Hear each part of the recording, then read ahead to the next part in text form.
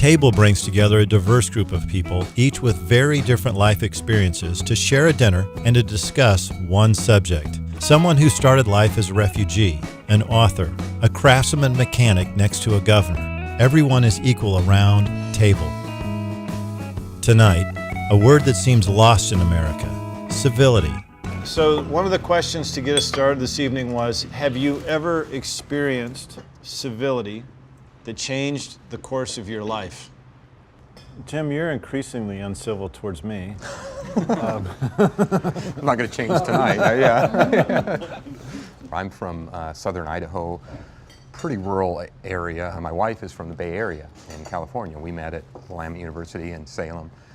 And so my first trip, I'd been to San Francisco many times, but first trip back to meet her family were, seeing all the sights, walking down San Francisco, and people are hustling and bustling, and anybody that would look me in the eye, oh, hello, hi, hello, and my wife's, why are you doing that? You're going to get mugged, or they're going to think you're weird. And that's just how we grew up. I mean, that's just what you did. If somebody looked you in the eye, you said hello and you waved or whatever. I'm from Portland, but I did live in New York for a while, and I remember the first time I realized that things were different was I was meeting an airplane at JFK that was coming from Portland.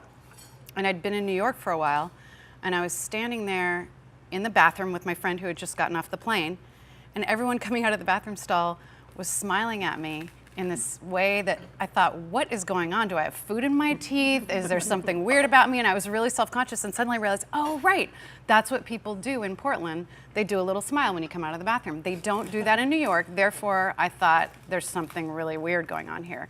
However, after living there for a while, I found that there's civility in a different way. You kind of have to work your way into it. It's not given to you for free. It's a sort of okay, I know you now, you've been getting your coffee here every day, and you're part of this community. And then suddenly things become very warm. Is that what you've experienced? Because you're in this very small world of old world craftsmen.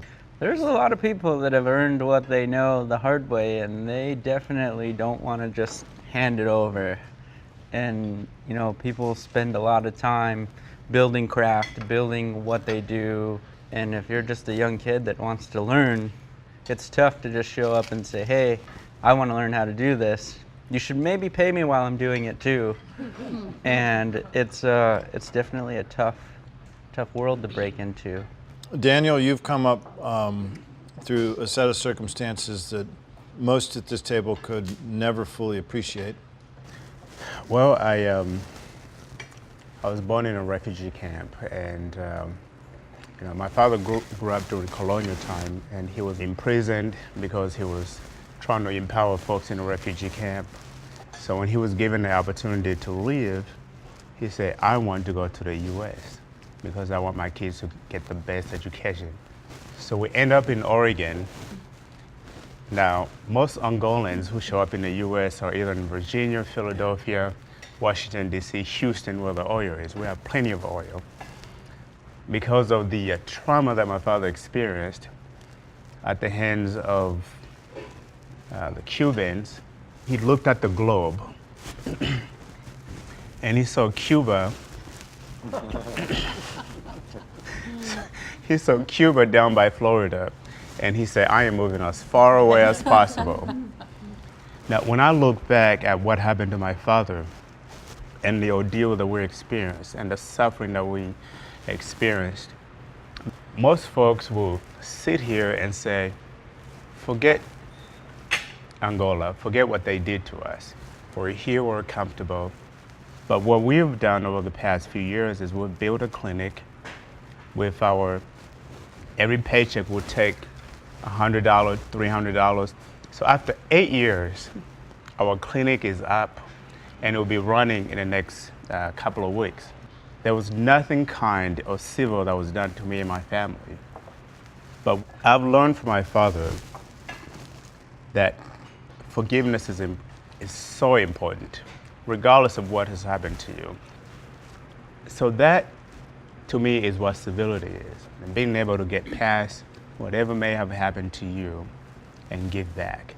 John, you've been accused of being a statesman. Many things. Of a lot of things.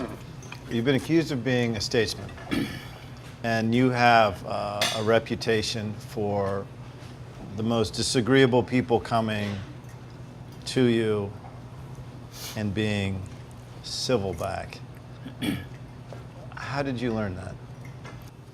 One experience just came right to the forefront, and it was during the first shift on my first day as a newly minted intern in Denver, Colorado in June of 1974. Now you have to remember that 2 weeks earlier I was a medical student, and you had someone looking over your shoulder, so now you're in the ER and what you decide you have to be accountable for. So I was incredibly nervous. And I show up at the University Hospital to get oriented, because the next day I had my first shift in the ER. And the next day, sure enough, at 2 o'clock in the morning, someone actually goes off the road in Lyman, and the big crunch materializes on the ambulance ramp. And he's got bruises across his abdomen from the seat belts, but it's soft, it's not tender, his lungs are clear. So my working diagnosis is that he's bleeding out into his thigh. So I call the orthopedic residents and wait. About that time, a surgery resident showed up. His name was, I don't remember his first name, Beard, Dr. Beard. And so he does his own very efficient examination, including percussing along the guy's back. And when he taps him on the lower left side of the back, he just jerks up in pain. So he asked me about the urinalysis, and of course I hadn't done one, because his blood pressure was so low, he wasn't urinating, and I had already made the diagnosis. So he threads in a catheter, pure blood. This guy had fractured his left kidney, and he was busily bleeding to death while I was waiting for the orthopedic resident. So we got the blood going and called upstairs to get the operating room warmed up, and he gets wheeled out. Dr. Beard is leaning against the gurney, looking at me, and I'm thinking, oh my God, what's coming now? And he stays that way, and then he steps up and looks me in the eye, and he says, "This was mismanaged. It won't happen again." And then he squeezes me on the shoulder and walks out. And that was one of the most civil exchanges that I could possibly imagine. 7 words. He didn't berate me, he didn't yell at me, he didn't blame me, he didn't even mention me. He just stated the obvious fact. And it had just a profound impact on my, I think, career as a physician, but also in my subsequent career, because civility is the foundation of communication, and it's what allows you to have people hear you, not just listen to you. And it's what allows you to have those relationships that sustain us when we disagree. And I think it's fair to say that that level of civility is certainly lacking from our public discourse today, and I think we're all worse off for it. But that was a very distinct instance that had a profound impact on me. Thank you, Dr. Beard. No more medical stories at dinner. If civility allows us to hear each other, why does it seem so hard? Our conversation continues, and I've saved you a seat at table.